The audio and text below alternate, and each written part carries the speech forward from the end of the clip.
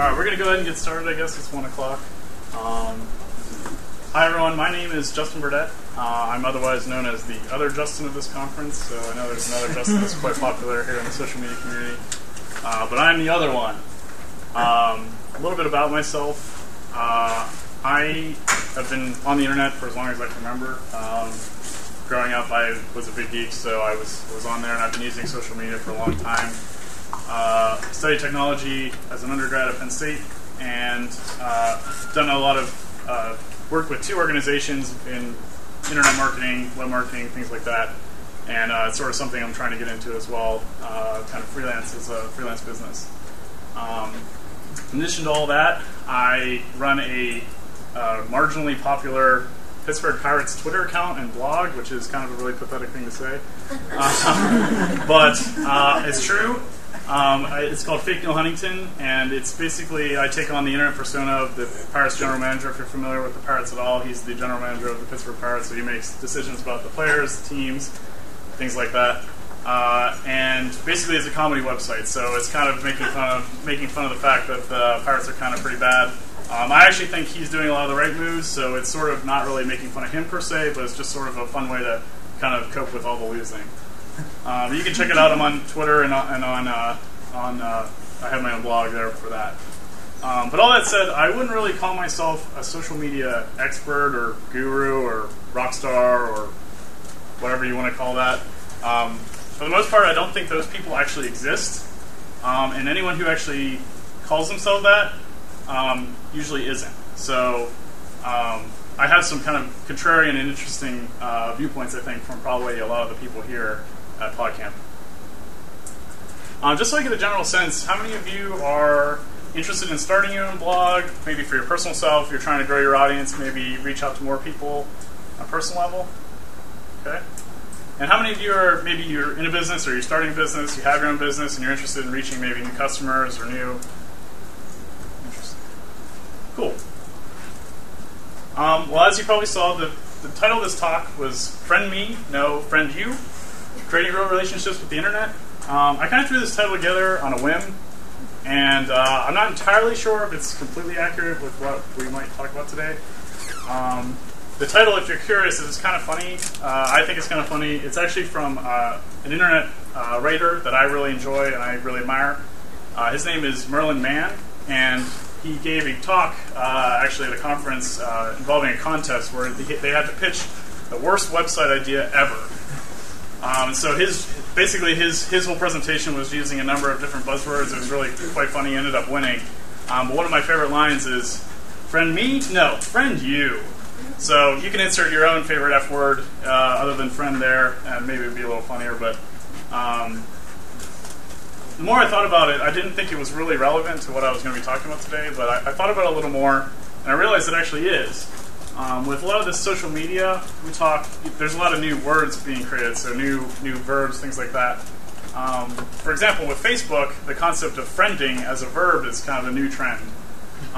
So, the usual thing is you meet someone in person, you get to be friends with them, and eventually at some point either someone says or it's kind of implied, you should friend me on Facebook. What I hope to do today is hopefully get you in a different mindset where people actually meet you first online, so they friend you first, and then maybe if you decide to meet them later on, you can actually do that. So that's really where the relationships kind of aspect comes into play. So a little bit about today's goal. I'm hoping to kind of give you a different perspective on social media, and kind of challenge the way you think about it, and hopefully make you use it in what I consider a little better way. So we're going to talk mostly today about audience. So when I say relationships, the biggest thing is really creating an audience around whatever you want to say. So if you're a business, your audience is probably potentially new customers or current customers. If you're an individual, maybe you're trying to reach out to a certain community or topic, and you're trying to reach people, people that are leaders in those fields, maybe, or maybe you want to become a leader in one of those fields. So we're going to talk about how to build an audience today. So the first thing I think you need to do before you even start a blog, if you currently have a blog, that's fine. If you don't, that's okay too. I should mention a few assumptions that I have here before we continue. My first assumption is that you want to start a blog, or currently have a blog, and you're trying to reach a audience larger than, say, your mom, your friends, the Twitter account your mom made for her cat. I'm assuming that you want to reach people that you don't necessarily know. Like, you want to have some say in a larger community. It's fine if you have a personal blog or Twitter account and you just want to reach out to your friends. That's how you want to communicate. That's totally cool. This talk's probably not really geared towards you. So the first thing you really want to do, and you may already be doing this, is really engaging in the community that currently exists. A lot of that is really just listening, seeing what's out there. The internet's a huge place. There are millions of sites out there, millions of people using different services. And chances are good that whatever you're obsessed about, whatever topic that really inspires you, someone's already doing something with that. So I'd really listen first to see what's out there. The reason we want to do this is because when we create a site or we create a new topic, you don't want to overlap what someone else is already the expert in. And so one way that you can really do that, for example, with me, with my Fake Neil blog, there are a number of pirate bloggers that are doing an awesome job, that have really high traffic sites that do their websites basically as their full-time business. They have enough traffic to do that. So I didn't want to just create just another pirate blog. It'd be just lost in the noise. But I took a look out there, and there are a lot of Pirates fans that obviously are frustrated by all the losing. And one of the way to cope with all the frustration is to make people laugh. And I realized there really wasn't an outlet there to do that. And I thought, hey, if I did this, I'd be the only one, and maybe people will listen. And so far, so good. So really, I would recommend listening to see what's out there before you really even start building anything. So this is a picture of the Field of Dreams, made famous in the movie, the same title. Of course, the famous quote is from the movie, is, "If you build it, they will come." Unfortunately, that's not true on the internet. Just because you have something out there doesn't mean that anyone's going to care what you have to say. And that might sound a little harsh, but it's true. You really have to think about creating content for people that people will care about. And one way that, like I said, you can do that is really niche down into a specific topic. So instead of talking maybe about food, maybe talk about food in a specific region. Or talk about, if you have a restaurant, let's say, and you want to talk about food, maybe talk about the business of running a restaurant.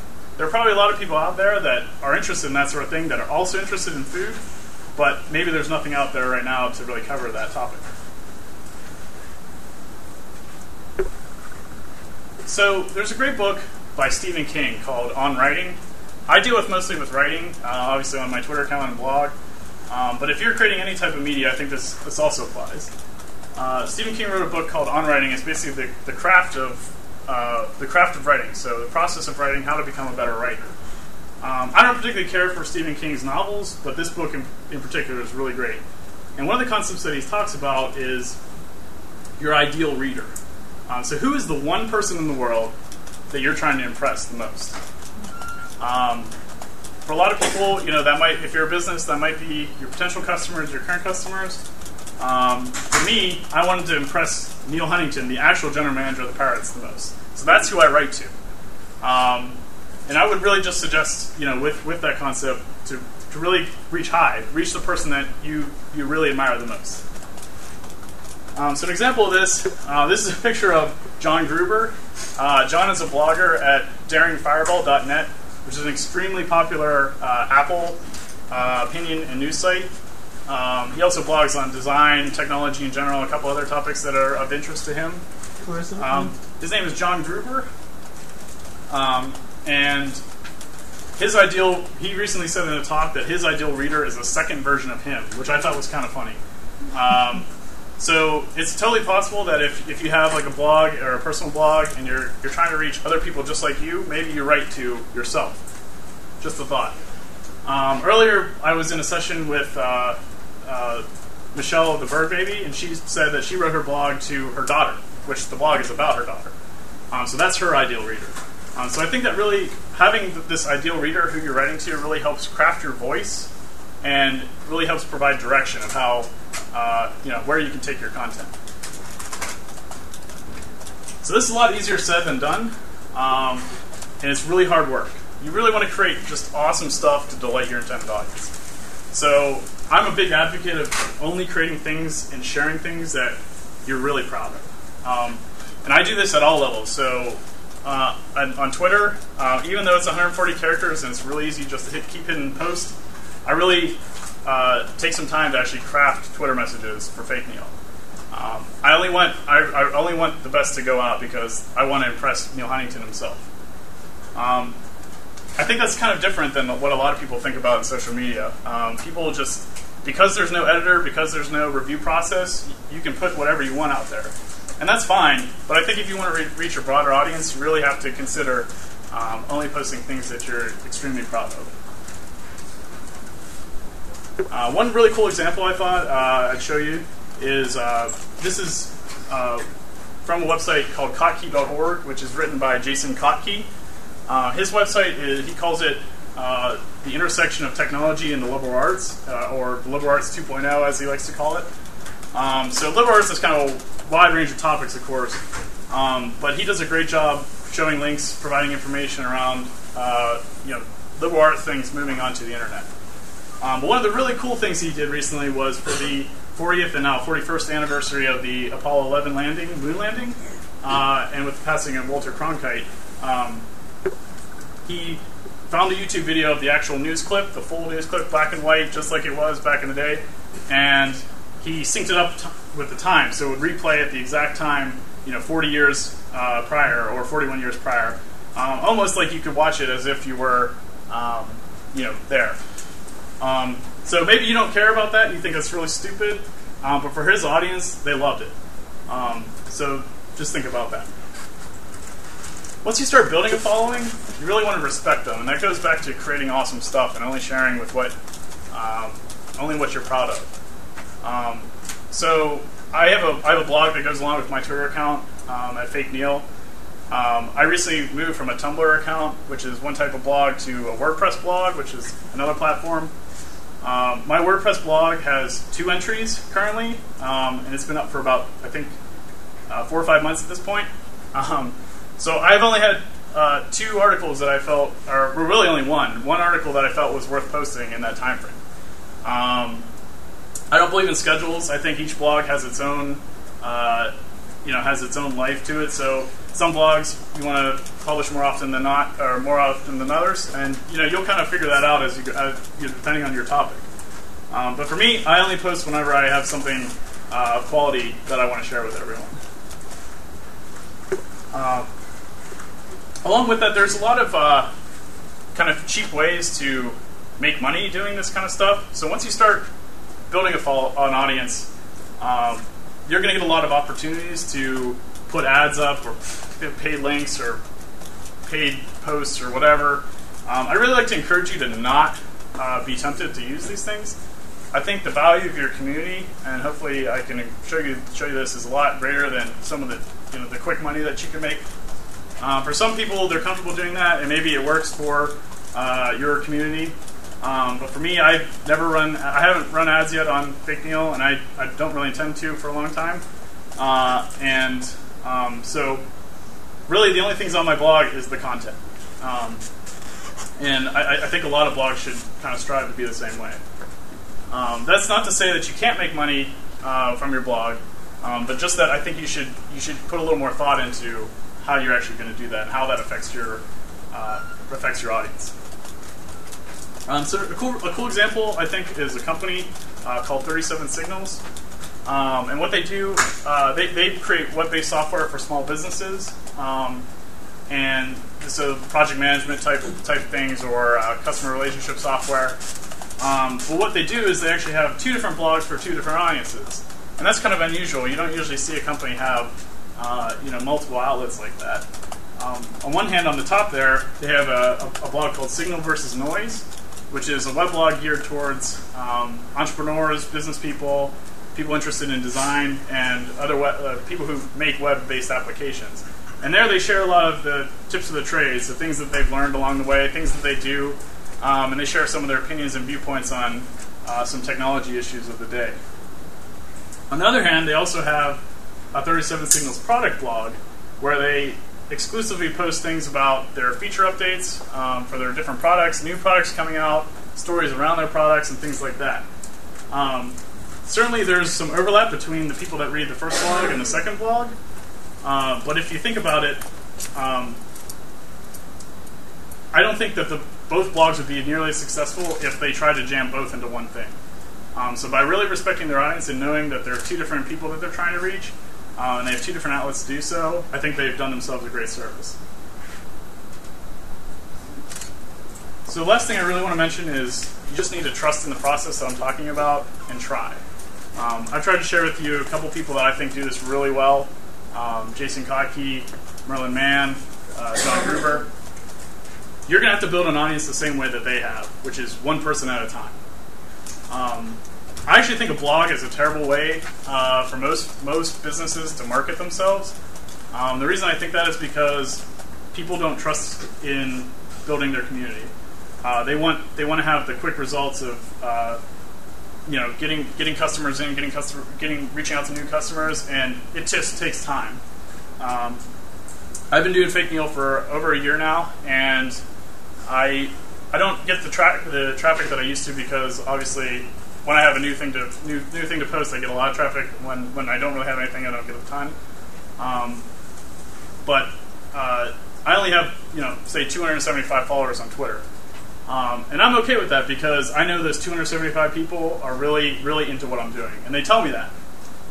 So it's going to take time. If you want to do this for real, and I know some of you are going to go back and try and start a blog for your business because you think it's the right thing to do, I just really consider who your customers are and try and get in their head and understand who those best customers are and what content they want to read. And I'd really, if I were a business, I'd think of it, if you're going to do this and do it seriously, I would really think of it as almost an additional service or product that you have. Almost like if you were a business and you had your own TV channel, you have to think of it in the same way. So you have to give it that amount of respect and that amount of effort. Otherwise, I just don't think you're going to succeed. Oh yeah, relationships. So the whole point of building an audience, I think, the thing that's most rewarding for me is building new friendships and relationships. Opportunities will come once you have a larger audience. So I get emails every so often about Fake Neil for different opportunities. A lot of them are crap, but some of them are really cool. And with my own personal Twitter account, I've met tons of people, first online, and then later on met them in person. Some of them are some of my really good friends now. So I think social media, a lot of times we miss the whole actually talking to people in person thing, but I think it's extremely important and really the best part about all of this.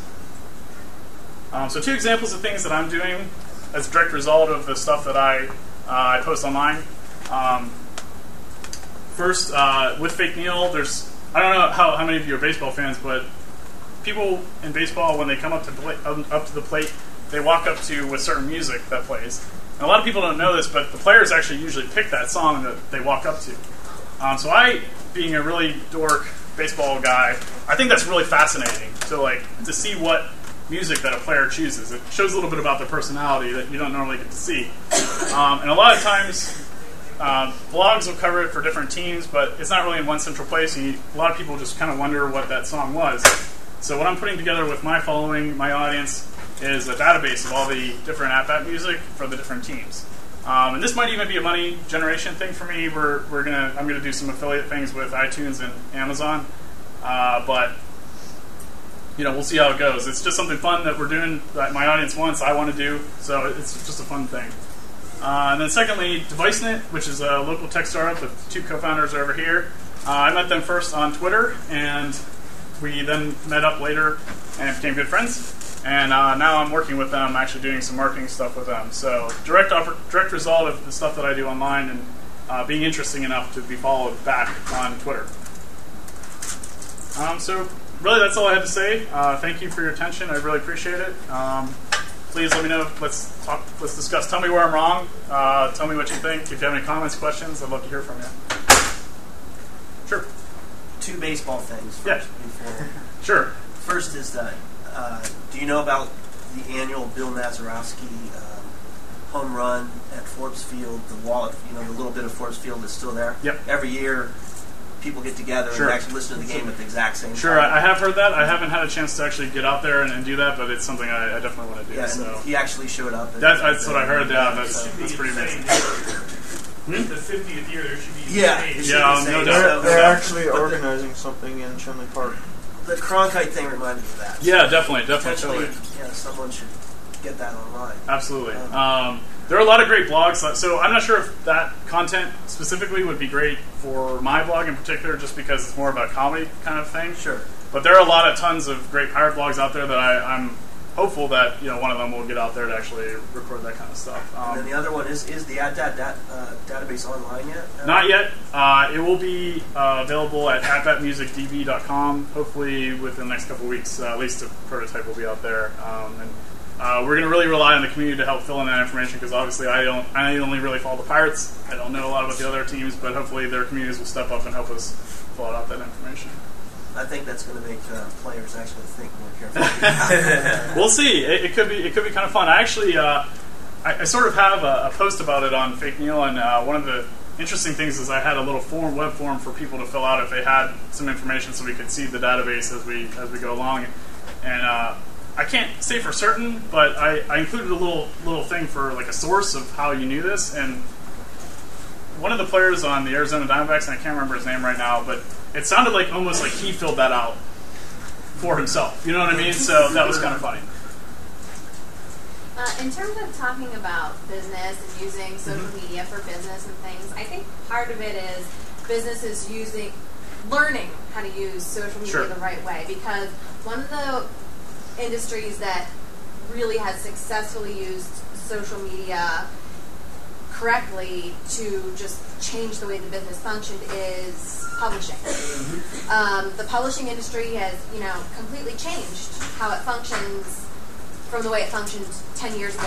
10 years ago, if a writer published something self-published, or that would kill your career. Sure. Whereas now, publishers are frightened of ebooks. I mean, Amazon publishes more Kindle books than print books, and a lot of that is changing because of book bloggers.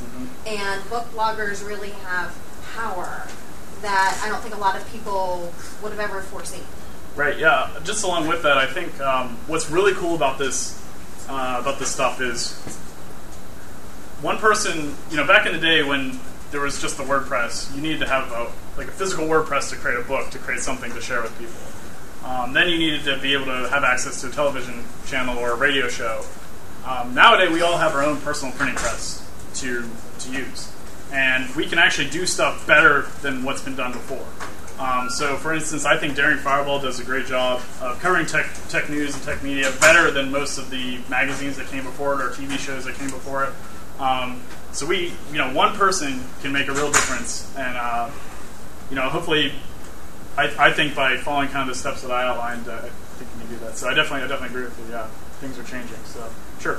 What strategies have you used to actually take people who you met on Twitter and meet them in real life? Because done that, it's awkward. No, it is definitely awkward. So it takes two to tango, right? So you have to. One of the ways really is just interacting with them. So a lot of times, what I'll do is if I have something interesting or worthwhile to say, I'll just @message them on Twitter, for example, and just say something. And sometimes they send things back. And a lot of times, with events like these, you just kind of run into people that you sort of know. That's sort of the case with Jordan and John over there from DeviceNet.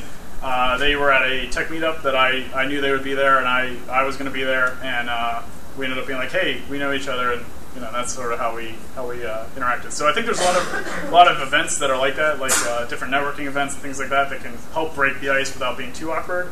But I also have had experiences where I have actually set up a time with people. So it's not like I'm just I'm not saying stalk them and just meet them randomly on the street or something. I mean, obviously, create, have a dialogue with them and and see if they'd be interested. And if they're not interested, don't be offended because it's different. It's the world is different, and some people are more tolerant towards this kind of stuff, meeting new people from the internet than others. But I think if with these communication tools, I think you sort of get to know a person by following them on Twitter, right? You sort of get their inner dialogue over time. and you sort of feel like you sort of know them even before you actually met them. So I think that sort of helps. Sure. How do you let people know that you have a blog without being real annoying? Yeah, that's a good point. So I'm just a big advocate of doing things that people love. So if you create something and one person sees it and they love it, they're going to tell their other friends that are going to care about it. Can I tell you? Sure. Is everybody here? Are you doing the sounding board? I'm not sure that there's anybody else in here that's my age, over 29. And it's called art and alimony. Okay. Does everybody know what alimony is? Yes. Okay, so I wanted to blog about how I'm living these next 2 years on a little bit of spousal support and trying to make my living as an artist. I put in one blog and I was so embarrassed. I don't even know why I was embarrassed, and I quit doing it. So should I just quit being embarrassed and just do it? Just do it. And you know what? You know what else you need to do is you go to other people's blogs and you get involved with them and you form relationships with them and you comment on their blogs and you create your own online identity, because that's how you form relationships with them. And once you interact with them, they start to return the love a little bit and they come to visit your blog. So sort of what I would just add on to that is sort of the listening phase, like I mentioned earlier, where I would see what else is out there. I'm sure there are other artists that are kind of interested and have similar stories or have similar experiences. A lot of those people, they can be great people to get to know, and then also they can be great people to kind of help support with whatever whatever project you're doing. And does it make sense? I've been looking at other people's blogs and only get so intimidated because they seem so wonderful. Sure. Just keep looking at Absolutely. I mean, every blog, the 3 bloggers that I mentioned in particular, 37 Signals, you just have to remember that they all started with 0 people following their blogs. Everyone is in the same boat that you're in right now, and it's the people that kind of push through it, believe in what they're doing, and post awesome stuff that eventually end up with huge, thousands and thousands of people following them. So I would just stick with it and keep posting awesome stuff, and eventually you'll get noticed. Yep. How much coordination do you do across your different dynamics? For example, you have the fake deal. Yep. Do you retweet them on your regular J or Easy? No, I do not. They're 2 totally different audiences, and I think I would be disrespecting both the audiences if I did that. Most of the people on Fake Neil, I actually don't know. I know a couple of them because I've met them now, some of the bloggers I met. But most of them are complete strangers that just like what I do. So if I posted some of on my Jbird account there, I do post kind of some really lame jokes. But so I guess some people find them amusing, but I don't think they're right for the audience that Fake Neil has. So no, I don't do any cross-promotion really in that same vein. I really try and keep them separate. Yep. I'm just tell you, instead of going full force into blogging, feeling really uncomfortable about doing that, you might want to start with something small, like 43 things where you list your goals, and then each day or whenever you feel like it, you write just a little bit of how far you've come with that. It gets you a little bit used to writing. Then also people on that can say, hey, I like what you wrote, or I like the goal. And the more you become comfortable in a smaller setting, maybe the more comfortable you'll start to go in a bigger setting. Even like Facebook. It's baby steps to a bigger place. And I'm your age, I'm allowed to say. Don't be intimidated by these kids. And I mean, if you ever have any questions, obviously the Pittsburgh tech community and the social media community is very friendly. So I would always be, I'd be happy to help direct you, or if you have any confusion or questions, I have business cards up here, so if you want to grab one of those on your way out. But I would just really, just ask questions, and people will tell you, whether you're on the right track or not. A lot of people have different opinions. People have different opinions than me, myself. I think this is the right way to go about it. Some people disagree. So, has Neil read your blog? I'm sorry? Have you been in touch with Neil, or has he read your blog? I don't think he has. As far as I know, he has not. I know the Pirates are pretty good about relationships with pirate bloggers. My blog in particular, I don't think is necessarily. I don't think it's as pertinent to them, because they really don't. I mean, they might think it's funny maybe, but a lot of the bloggers do a lot of really intensive statistical research and things of that nature, and they propose a lot of interesting ideas, and so it's important for them to listen on in that sense, just so that they potentially have a competitive edge, something that they didn't think before or whatever. So I think they're a little more in tune with more of the other types of bloggers, but maybe I'm not sure of that. Having sort of two kind of like identities, I guess. Do you have like I know you were saying that you keep them separate for separate audiences, but for yourself, do you have things funneled like to one like email type? You know what I mean? Like where? I understand. Yeah, I know what you're saying. So Twitter makes you sign up with different email addresses when you have different accounts. So I actually have I have an email address on my blog, so people, if they want to email Fake Neil, they can email Fake Neil, so it doesn't identify me in any way. And I kind of just use that for the Fake Neil things. I use Gmail as my personal email, and one of the really cool things that Gmail does is you can actually add additional email addresses that you can actually send and receive information. You need to have a little bit of technical knowledge to kind of set that up, but it's actually not that difficult. So if you have any interest, I can be happy to show you through email or whatever at some point. But I actually have about 5 or 6 email addresses that I actually use for different reasons, for different businesses or different things that I do. And they all funnel into one inbox, but I can actually send from different email addresses from the same place. So it's very helpful. Send from different, like could I send something from my Hotmail through my Gmail? Yeah, absolutely. Okay. Absolutely you could. Anything else? Comments? Does anyone disagree with me? Does anyone think I'm full of crap? Or yeah? Okay, so good thing you hired me. There's one thing that I wasn't sure if I 100% agreed with, which was the not posting on schedule. Okay, sure. So I think it just depends on the blog. Right. Some people are comfortable posting every day. Some people, it sort of also depends on your audience, right? I mean, if your audience is comfortable reading about, for instance, like the mommy blogger community to me is like just very bizarre and strange. So I don't quite get it, but like I know that they all care about hearing updates every day about each different child that they actually care about and like the parent that they know. So for that community, like posting every day or posting pictures or whatever, I think it works. For other communities, I'm not sure if they want to hear about the same stuff every day. And I think if you don't have something worthwhile to say, don't say it. You know what I mean? Sort of thing. So wait until you have something worth saying. Some people need that structure though to continue doing their blog. And if that's really the case, what I would suggest is instead of saying I need to post 3 times a day, say you're going to sit down and write 3 times. Or I'm sorry, I need to post 3 times a week. Say you're going to sit down and write for three times a week. And if you have something worth publishing at the end of each session or after the end of the week, then go ahead and do it. But set up blocks of time to just write. Just because you write something doesn't mean you have to put it online. So that's my opinion. Sure. Just a question about following. Yeah. Like say you have a couple of followers, but you know that more people read your blog. Like how do you know for sure like your audience if they don't necessarily? I understand. They're not on Twitter, but they read my blog, for example, or So there's a lot of really great tools out there to actually measure your, in different ways, kind of measure your traffic. Google Analytics is typically the popular one. It's free and it's pretty easy to just set up. So I don't have a really big enough audience yet to really care about any other type of product. So I just use Google Analytics. That's sort of what I just kind of follow every so often to see.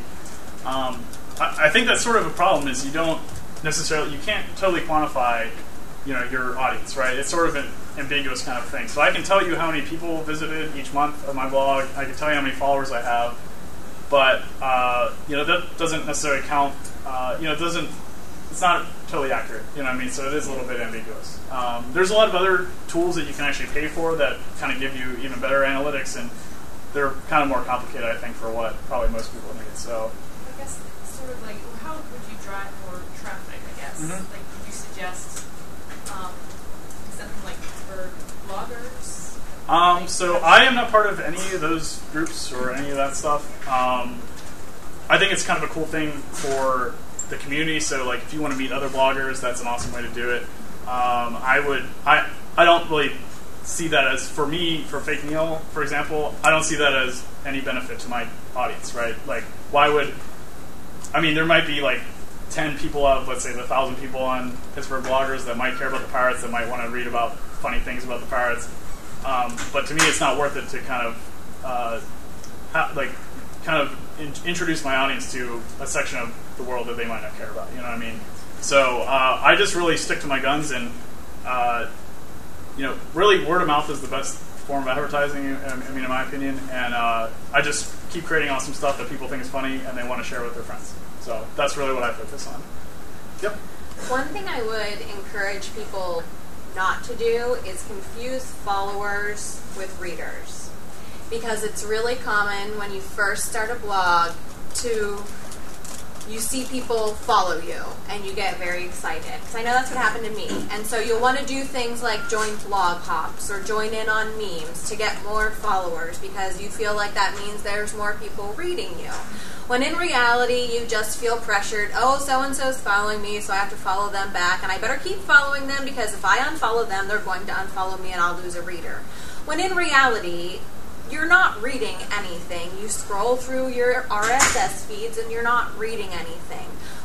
When what you should do instead is focus on putting quality stuff in your blog, like Justin said, because eventually you're going to write the right thing, it's going to strike a chord with the right person, and they're going to tell somebody, and that somebody's going to tell somebody else. A great example is I wrote the dumbest blog on how to make my own soap powder. Dumb. I took pictures. My husband took the pictures. I posted them. Dumb. Dumbest thing. It was a total everyday thing. I didn't even make up the recipe for the soap powder. Hit Girl found it. Hit Girl reposted it. I've never gotten so many hits on my blog, ever. And I probably never will again. But it struck a chord. It struck a chord with her. She loved it. She made it. She tweeted it. Sure. And one other thing I would kind of piggyback on that is so my community loves it when I post. Because I post so infrequently, they're anticipating. The anticipation is something that they look forward to. It's something they look forward to, basically. So when I post, it's kind of a big deal because it's so infrequent, and it works for my audience. It may not work for yours, but that's sort of the community that I've developed. So if you produce awesome stuff, people will want to read it. That's really the bottom line. And it has to be relevant and useful to them. So it can't be like me. You know, I don't write a blog about my personal life because who cares? My mom barely cares. I don't care. So no one's gonna read that. But if I write a comedy bit about the Pirates, there's a certain amount of people in the world that care about that and think it's funny, and they're gonna eventually find my blog, and that's what I'm banking on. What I'm trying to suggest to you guys to do. Sure. And just to add on to that a little bit more, I mean, when you say word of mouth, which was kind of what I was waiting to hear. Word of mouth is an ancient way of marketing yourself, but it doesn't mean the same thing anymore. And people try to manufacture word of mouth, and there's you can hire entire organizations that specialize in word of mouth marketing and helping generate word of mouth marketing, which is all just bullshit. Yep. You got a viral, basically, hit from your soap powder, but viruses die. Viral marketing is useless. But if you got 2 real readers out of that, then you're slowly building that real, true word of mouth. Yeah, that's completely what I was saying. I mean the concept of viral marketing and word of mouth are very, very different. A lot of people want to take shortcuts and create content that can quickly go viral, so to speak, or whatever. I mean, even if they are successful, it's a really short-term thing. So maybe they got a couple thousand more people to come. Well, what about the day after that? Does it really matter? What I'm kind of preaching here is just a long, sustained building an audience through just building great stuff. And, the slow climb. There's no shortcuts in this game, and anyone that tries to sell you that otherwise, you're just wasting your time and money. What would you write if the Pirates started winning? Yeah, so that's an interesting question. I think I definitely have to think about Fake Neil in a different way. I might have to shut it down, to be honest with you, because it's a lot easier to make jokes about things when it's almost easier for the character that I developed for Fake Neil. So he's sort of his own persona, right? Like I sort of pretend I'm him, and it's not me. It's this persona that I've created, and it almost wouldn't work if they were actually successful. I've suggested fake John Steiger. Fake John Steiger. Yeah, his blog is pretty unreal, or something. I don't know. He also just post, I can't believe it, over and over. Yeah. Right. Well, that's probably what will happen, to be honest with you. So I haven't reached that point yet. It'll be sort of a decision I have to make. And to be honest, I've almost exhausted all the jokes that I can kind of come up with how bad the pirates are. So one of the things I'm actually thinking about doing is actually ending Fake Neil and using the audience that I have built to maybe, talk about sports in general. Maybe not even have a fake persona, but talk about sports in Pittsburgh or even nationally, and just do it in kind of a way that's funny or interesting. I haven't really decided on that yet, but it's something that I've certainly thought about. As I've gone along, what will happen. So. Anything else? I'm not sure how we're doing on time here. 4 more minutes. Anything else? All right, well, if that's it, I'm going to be sticking around, so please feel free to meet me. Take a business card up here if you want to talk to me further. Obviously, you can follow me on Twitter if you're on that. Otherwise, thank you so much for your time and attention. I really appreciate it, and I hope this was useful for you.